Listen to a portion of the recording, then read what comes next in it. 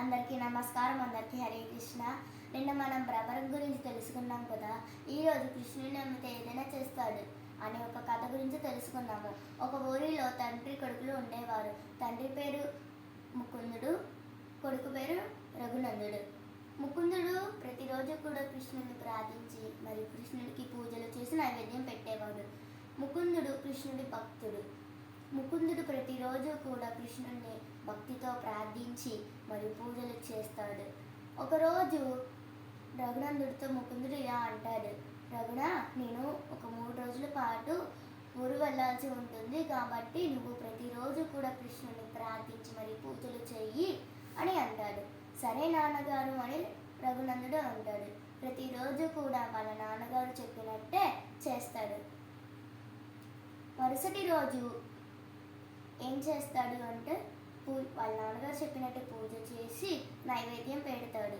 కొంచెం సేపటి తర్వాత కృష్ణుడు ఏంటి ఇంకా రాలేదు, తినలేదను, మా నాన్నగారు మాత్రం పెడితే ఎప్పుడు వచ్చి తినేస్తాడు, నేను పెట్టితే మరి రాడా అని అంటాడు.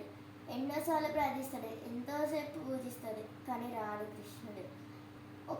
కొంచెం సేపటి అయిన తర్వాత కృష్ణ, ఇప్పుడు నువ్వు రాకపోతే కనుక నేను వెళ్ళి బండరాయి తెచ్చుకొని ఈ బండరాయి మీద నేను తల కొట్టుకుంటాను అని అంటాడు. వెంటనే కృష్ణుడు ప్రత్యక్షమయ్యి తను పెట్టిన నైవేద్యాన్ని స్వీకరిస్తాడు. మరుసటి రోజు వాళ్ళ నాన్నగారు చెప్పినట్లు మళ్ళీ పూజ చేస్తాడు, నైవేద్యం పెడతాడు. అప్పుడు ఒక 5 నిమిషాల్లో కృష్ణుడు వచ్చేస్తాడు. ఆ మరుసటి రోజు కూడా వాళ్ళ నాన్నగారు చెప్పిన విధంగానే పూజ చేసి నైవేద్యం పెడతాడు. అప్పుడు కూడా కృష్ణుడు త్వరగానే వచ్చేస్తాడు. ఆ మరుసటి రోజు వాళ్ళ నాన్నగారు వాళ్ళ ఊరి నుంచి తిరిగి వస్తారు. అప్పుడు రఘునందుడు ముకుందుడితో, నాన్నగారు, మీరు చెప్పినట్లు చేశాను, నైవేద్యం పెట్టిన తర్వాత కృష్ణుడు స్వయంగా వచ్చి ఆ నైవేద్యాన్ని తిన్నాడు, మీరు పెట్టినప్పుడు కూడా వచ్చి తిన్నాడు, నేను పెట్టినప్పుడు కూడా వచ్చి తిన్నాడు నాన్నగారు అని జరిగిందంతా చెప్తాడు. ఇది నాకు నమ్మేసఖ్యంగా లేదే అని ముకుందుడు మనసులో అనుకుంటాడు. నిజం చెప్పు రఘున, నువ్వే తినేసి కృష్ణుడు తిన్నాడని చెప్తున్నావు కదా అని ముకుందుడు అంటాడు. కాదు నాన్నగారు, నిజమే ఇది అంతా అని అంటాడు. తర్వాత రోజు ముకుందుడుకి ఒక ఆలోచన వస్తుంది.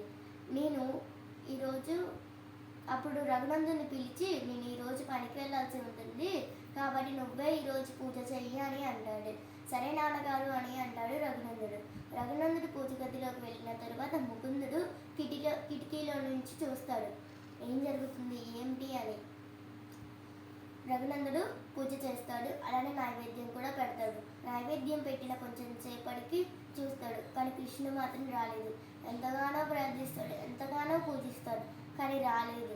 తరువాత ఒక 108 సార్లు హరే కృష్ణ మంత్రం కూడా చేస్తాడు, అప్పటికి కూడా రాలేదు.